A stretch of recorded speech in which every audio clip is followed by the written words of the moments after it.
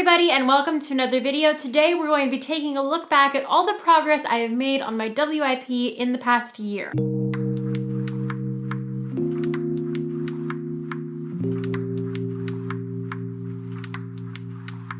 So we are currently approaching, if not by the time this video goes up, my 1 year anniversary of starting to officially work on / write my WIP. And to celebrate this and kind of just take a good look back at where my book has gone in the past year and what progress I've made this past year, I have decided to react to the first video I ever made in my I'm Writing a Book series and talk about with you guys all the progress that my book has made. So I've got the video up here and let's just get into it. Clicking play now. Hello everybody, my name is Jenna Van Mourik. This is my toy Australian Shepherd Piper, and today I'm going to be talking with you about something that's a little bit different from my usual book-related videos, although it is word-related, so I am super excited to tell you about it, and I'm also a little bit scared, because once I put it out there on the internet, everybody's going to know about it, and then I'm going to be held accountable for it, which is probably a good thing. Yeah, it is, Jenna. Yes, it is. So what is interesting about this is that I have actually written 2.5 books in the past. That I have not sought any publication with. One of them is just really bad. And I know I will revisit it, and I'm sure I'll revisit this really project bad. sometime in the near future. That's one of the reasons that I started making book videos and having a blog, is because in my major, which is writing, we are required to have some kind of online presence, especially a website where we can showcase our writing and showcase what we're learning in general. And just we can have a professional presence. That is like one of the reasons that I started my blog and YouTube channel and Instagram, but mainly because I have a passion for books, and that is really where I want to see my life headed.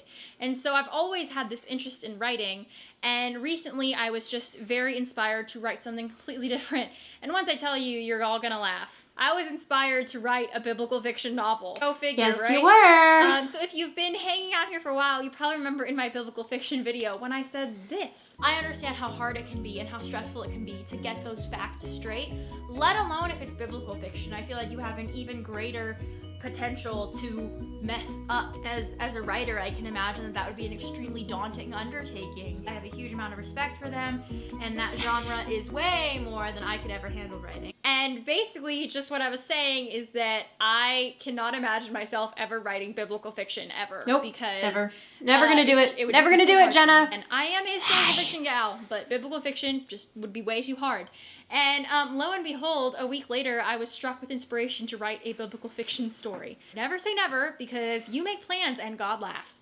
But I love this project so much, and I am so passionate about it, and it's really actually, the more I think about it, the more I'm like, okay, yeah, a lot of my writing journey has been leading up to me writing this book. You can tell that I'm really nervous filming this video because my neck is going red and blotchy in this clip, which is something that like I just do whenever I'm nervous or anxious. My neck gets really red. Now I've told you, now you know. Now you can spam my Instagram and DMs with when are you gonna write it? Is it done yet? Is it done yet? Is it done yet? No, it's not. I'll let you know when it's done. See, what's funny is I didn't think that would happen when I made this video because I didn't have Instagram followers really. Like I had followers, but I didn't have like engagement or people that interacted with me on Instagram. And now I get that question all the time. So foreshadowing. I'm just excited to share this with you and actually share this journey with you. I wasn't planning to, and then I was like, I should make videos about this and talk about this with you guys and keep you guys involved. That's true. I didn't want to tell you guys that I was writing a book because I was really embarrassed, and I don't really have a better reason than that. I'm so excited to share this news with you guys, and I will try to update you as much as I can. But yeah, if you have any writing advice for me to leave in the comments, it is much appreciated. I've been writing for a while, but every time you jump into a new project, it's like you're starting all over again. You still see that blank cursor, just that blinking cursor, just staring at you on that Word doc. Or Scrivener, if you use Scrivener. I use Scrivener. What do you think, Piper? So yeah, that is all I really have to share with you today. I'm sorry I can't share more. Maybe one day I'll do a Q&A about writing. Let me know if you guys think that's a good idea. But if you want to follow along more with my writing journey or explore my book review videos, then please like this video and subscribe to my YouTube channel. I'm going to get into my spiel, so I'm going to go ahead and stop that there. But that is the first video that I ever made about writing a book and about my writing journey in general. Back when I made that video, I had a very rough outline. I had an idea of what I wanted to write about, but I didn't have all of the pieces of the puzzle put together yet. And if you know me, then you know that I'm a huge plotter. I very much outline everything. And at that point, I didn't have an outline. I just had an idea that I talked about with Carissa. And we talked about kind of where I thought the story would go, but I really didn't know the characters. I didn't know hardly anything. And then I think that the next video I ever did was when I'd either finished my outline, finished my full detailed outline, or it might have been right around the time when I wrote the first chapter. I wrote this book in sequential order, and I wrote the first chapter first, and that first chapter has actually stayed mostly the same throughout the entire process as I've been writing. I haven't changed the first chapter much at all. I call it my golden chapter because it is my favorite chapter, and it's the chapter that I feel best captures the whole theme and vibe of the book, which is important. That's exactly what you want in a first chapter. But yeah, after that, that was posted in April of last year.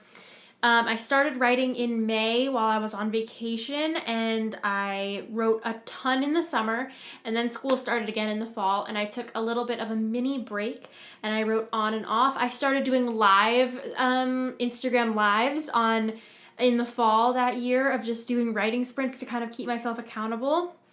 And then I did NaNoWriMo. At the time I did NaNoWriMo, I already had about 30 to 35,000 words starting.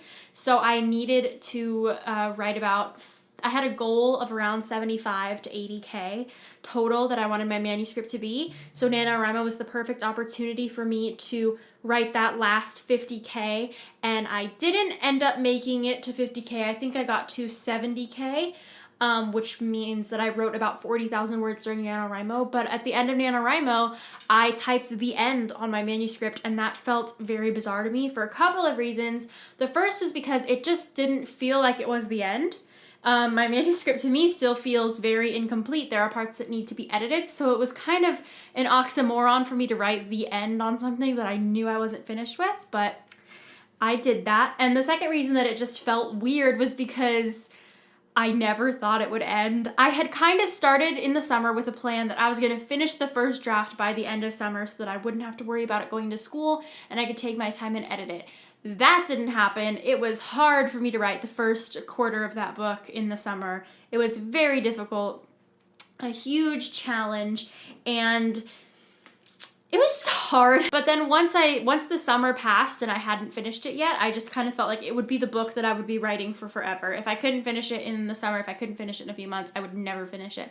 So when I finally did, it was a very surreal experience. And then in December, I went on Christmas vacation with my family and took a break from writing. And in January, and I think around February, is when I picked up my book again and I decided to start editing it. You guys saw that video. I went out and I bought a ton of pens and pencils and editing supplies, and I started to self-edit my manuscript. And I'm halfway through. As of making this video, a year after starting, I'm halfway through my first round of edits, which means I've shown it to a couple of people and I've gotten some feedback, and I'm halfway through my first round of self-editing. And for me, what I'm kind of looking for is mostly a lot of structural issues, because I think that my sentence structure when I'm writing, I get very into the prose of writing, not necessarily as much the dialogue, but the prose part of it. And I think sometimes I can make lots of just say sentences that are good sentences, but they don't really make sense or they need more context. So I've been doing a lot of that. I've been looking for plot holes. I've been trying to fill in things as I go. I'm also taking notes from the people that I've shown it to and trying to figure out what they think I could do better. And so far I've shown it to Audrey. She's really great. She's given me some great feedback about characters and just character development and that kind of thing, and she's been super helpful. Alicia from the blog For the Love of Christian Fiction was someone who I knew I wanted feedback from because she is a reader, and as a writer, I want to hear from readers about what they think my book is like, and she's given me some great feedback as well about things that are confusing or things that don't really make sense, and I honestly appreciate that. A year ago, if you'd asked me what I would think of showing my book to someone else other than family and having them tell me that parts were confusing, I probably would have been devastated. But right now, all I want is for people to tell me all the problems with it so that I can fix them, because I am at a point where I've been looking at this long enough that I realize it has problems. I realize it's not perfect, and I also realize it's not everybody's thing, but it is my thing, and I want people to give me as much feedback as they can so I can do whatever I can to kind of make it the best that it can be. And yes, I'm sharing with people a very rough version of my story, but I think I've just grown so much in a confidence level from blogging and from doing YouTube and making these videos, and also from just making such good friends on the internet and having such good relationships with people and building such strong connections with fellow authors and writers and bloggers, that it's just opened me up to a world of potential and a world of possibilities. This is my yearly annual checkup on how I'm doing my writing, and I can't believe I'm even saying that. That means that next year I'm gonna have another one of these videos out, and I can't even imagine what this next year is going to look like for me right now. I know that in terms of goals, one of my biggest goals is to get through a few more rounds of editing and potentially even submit by the end of the year. I am being very kind of lax in how I'm using those terms because I don't know what the submission process is going to look like for me. I don't know if I'm going to make it. I've set deadlines for myself before and I haven't made them, but I think I'm fairly determined with this one, and I'm making such good progress so far that I do have a lot of hope for at least getting my manuscript into a submittable place by the end of this year, if not hopefully sending out a few queries or looking into publishing, whatever that means.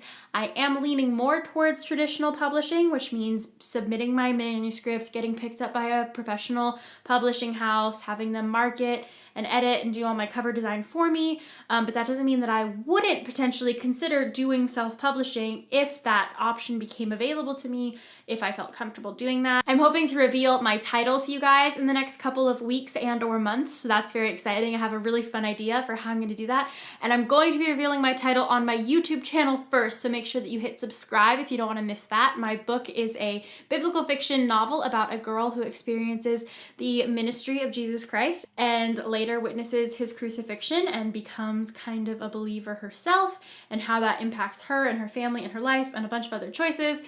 That's a lot of words. I could go on about my book for like hours. I'm also hoping to maybe start looking for beta readers or a professional editor. So if you have any tips on beta reading,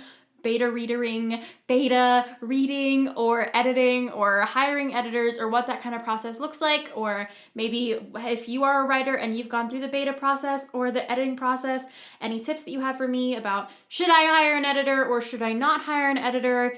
What would the beta reader process look like? How would I go about finding betas and getting all of that stuff put together? If you have any thoughts on that, please leave those down in the comment section below, because I would love to chat with you about that and really dig into that whole subject with you. And of course, as for all of you viewers out there who are interested in more content, I'll for sure be posting more videos about what I'm learning as I am learning it and going through this whole process. And yeah, that's all I can really think about right now to update you guys on in terms of my WIP, but I'm just so blown away that I am here a year later. I'm still making videos, I'm still writing.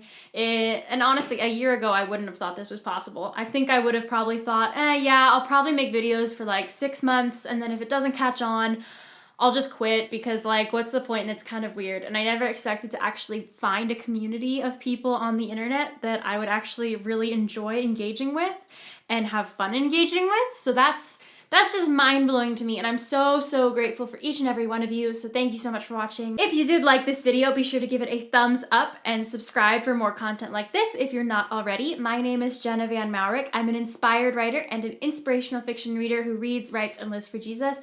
You can find all of my social media links and handles over here. Those are all different ways to connect with me. If you want to chat about beta readers or editing or biblical fiction or Christian fiction, just go ahead and hit up all of these links, because there's a wealth of information out there. I post daily to Instagram pictures of books and what I'm doing in my life. I also blog and do book reviews over at my website, so make sure you subscribe over there as well. All that takes is an email address, and if you're on YouTube, I know you have a Gmail address. Once again, thank you so much for watching, and I'll see you guys next time. Bye!